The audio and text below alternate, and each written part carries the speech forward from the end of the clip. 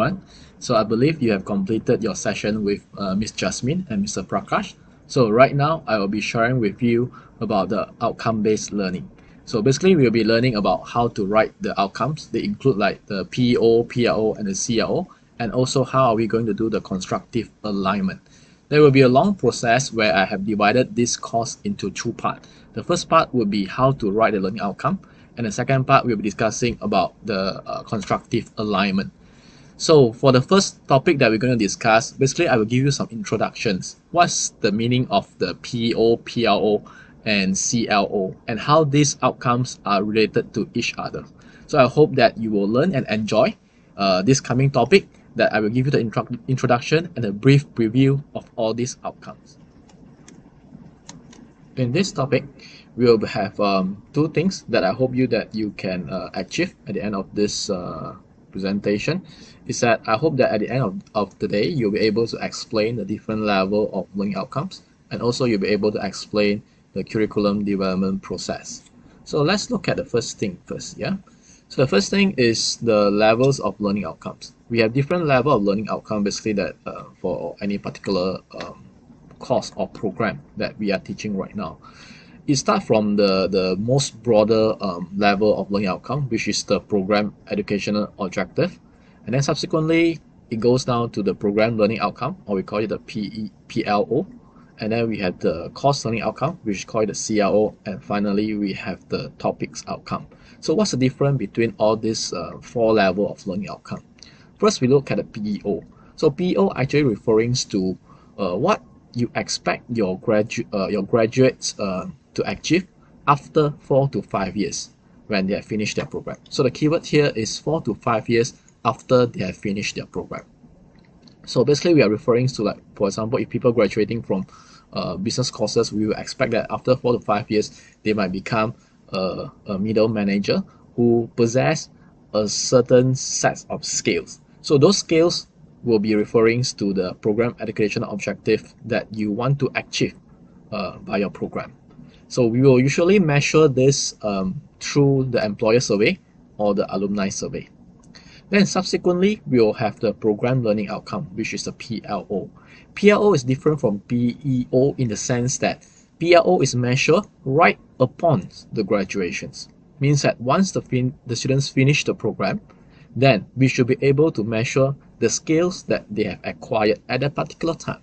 So PLO focusing on the skills that the alumni or our students acquire upon graduation. So usually this PLO is based on the MQF 5 cluster of learning outcomes, where it has like knowledge, practical skill, entrepreneurial skill, digital skill, and so on and so forth. We'll come back to this MQF 5 cluster of learning later in a subsequent topic.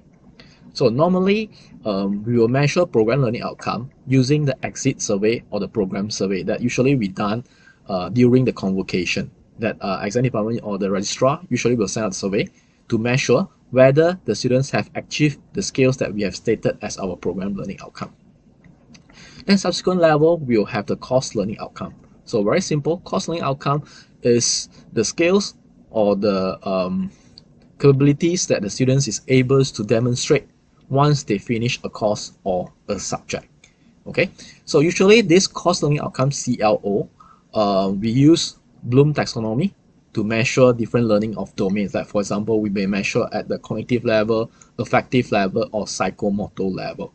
To measure this course learning outcome, we can use like summative, formative assessment, yeah, or final exam, or coursework, or project. These are the basically the assessment tool that we use to measure the course learning outcome.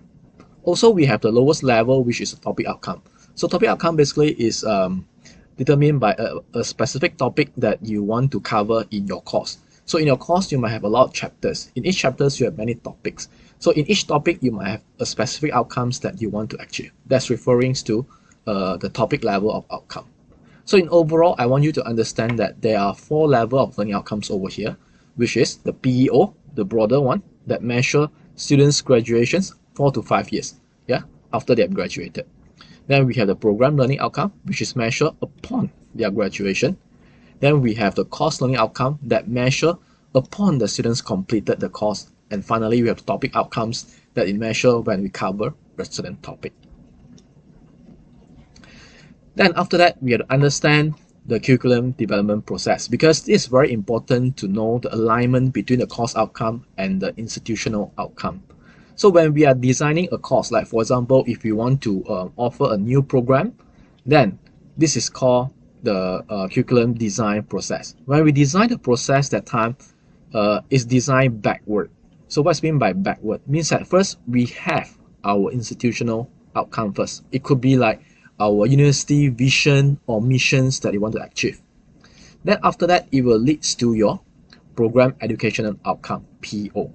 Then your PO will determine your PLO, and then your PO will determine your CLO, and finally your TO, which is your topic outcome. But when we deliver the course that time, means that when we are teaching the course that time, things will be different. Yeah.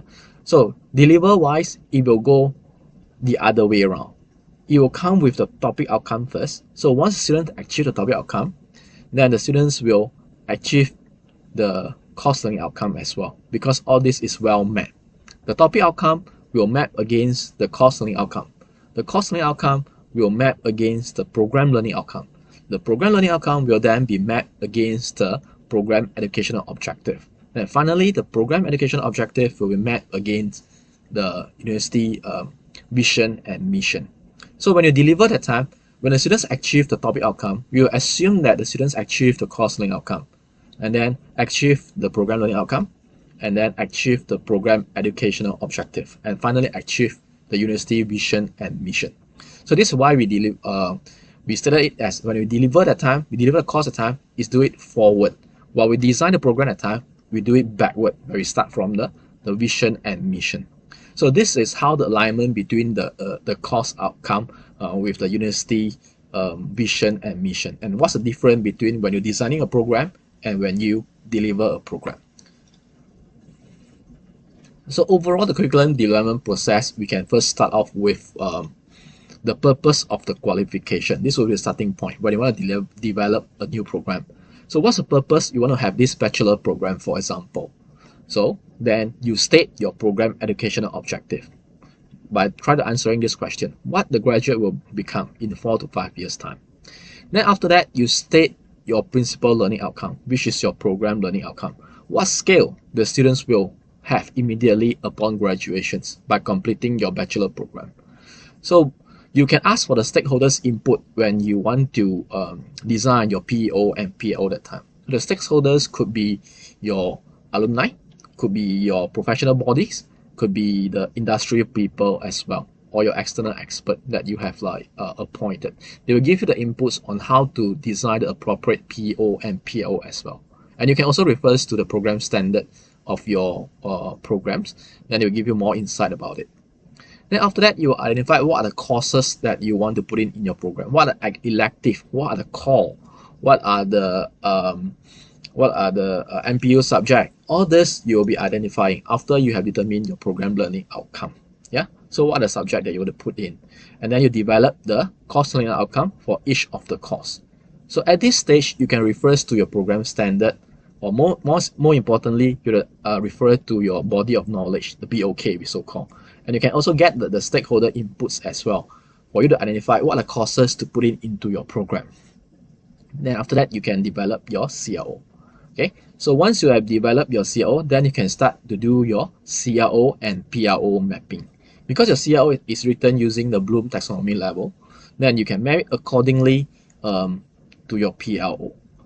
So by having a correct CRO, then you will be able to identify your teaching and learning strategy as well, which means that you'll be able to identify whether this course should be fully coursework or this course should be 50-50, 50% coursework and 50% final exam. So for the coursework component, should you use final project? Should you put in midterm? Should you use quiz? Or should you use assignment? Or should you essay? Anything, yeah? What are the strategy that is relevant?